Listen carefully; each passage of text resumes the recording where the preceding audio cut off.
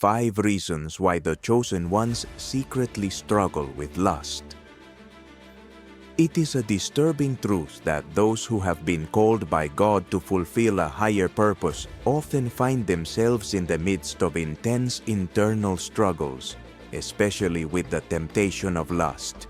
This is a topic that is rarely discussed, but of great importance, and it is something that many people, especially those with a divine calling, know very well.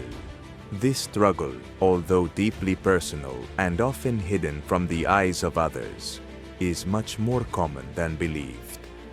What is even more surprising is the discovery of why those who have been chosen seem to be more susceptible to this struggle. But don't worry.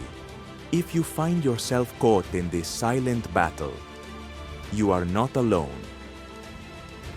In fact, the Bible has a clear explanation about it, and by understanding it, we can discover the deep reasons for this internal conflict.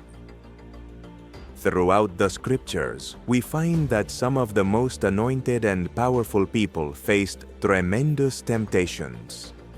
Think of King David, a man after God's own heart, who fell into the trap of lust with Bathsheba, or Samson, whose strength and calling were overshadowed by his weakness for Delilah.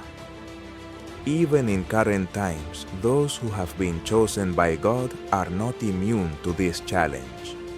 But why?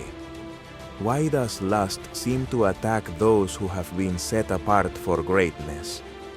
It's not just a human weakness, it's a spiritual battle, and the enemy knows exactly whom to target. The Bible makes it clear that spiritual warfare is real.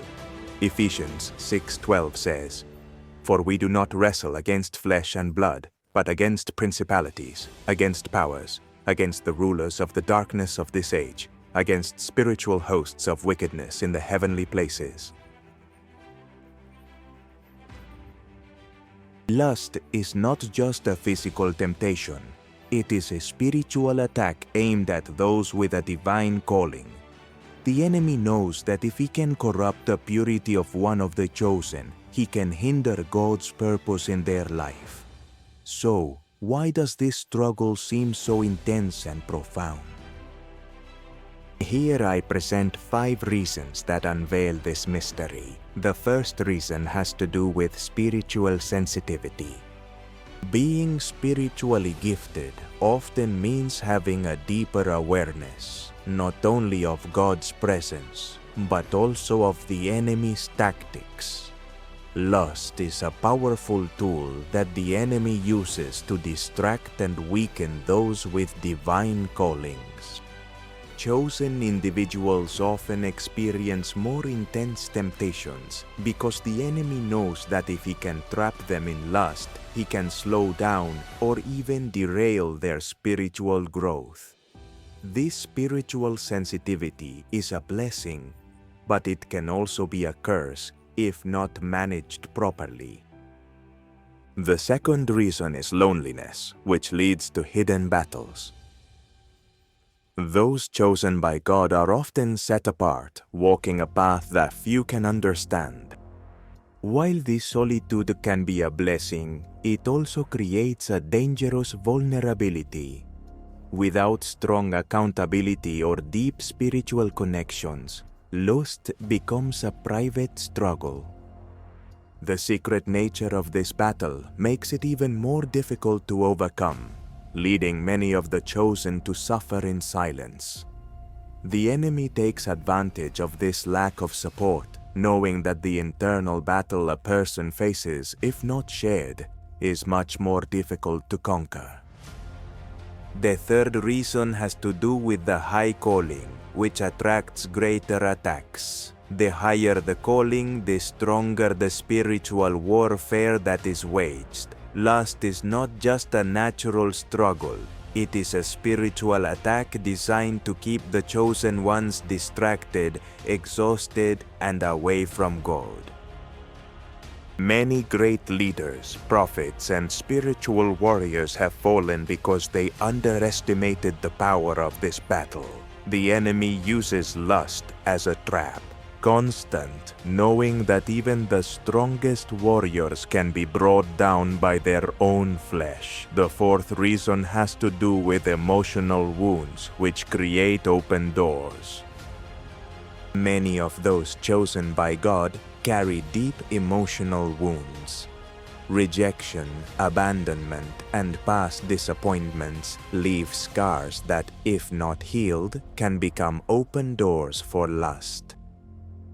When a person is emotionally vulnerable, the enemy offers lust as a false solution, a fake connection that fills the inner void. Without internal healing, lust becomes a coping mechanism, creating a cycle of sin and shame that is difficult to break. Unhealed emotional wounds are fertile ground for the enemy to sow temptations that seem harmless at first, but end up trapping us in a destructive cycle. The fifth reason has to do with the powerful spiritual gifts that come with weak flesh. Many of the chosen have extraordinary spiritual gifts, but they remain human. The flesh remains weak, and without constant spiritual discipline like prayer, fasting, and renewing the mind, the battle against lust intensifies. The greater the anointing, the greater the need for self-control.